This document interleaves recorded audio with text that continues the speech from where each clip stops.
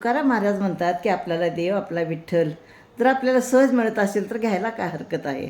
तर काय म्हणतात या अभंगातनं, देव घ्या कोणी, देव घ्या कोणी, आईता आला घरा पुसुनी, देव न लगे, देव न लगे, साठविणीचे रुदले जागे, देव मंदला भाव बुडाला काय करू, देव घ्या फुका, देव घ्या फुका, न लगे रुका मोल काही, दुबळा तुका भावे विन, उधारा देव घेतला ऋण.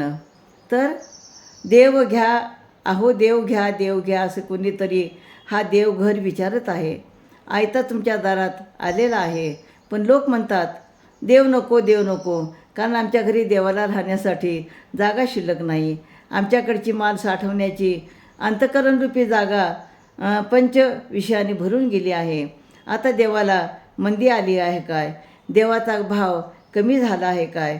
लोक हो, हा देव फुकट मिळत आहे, यासाठी तुम्हाला पैसासुद्धा खर्च करावा लागत नाही, मग देव घ्यायला काय हरकत आहे.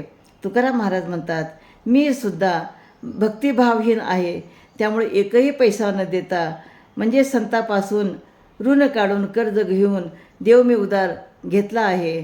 आणि म्हणून देव तुम्हाला मिळत आहे, तर तुम्ही देव घ्या आणि देवाचं नामस्मरण करा, असं या मगातनं सांगतात. रामकृष्ण हरी.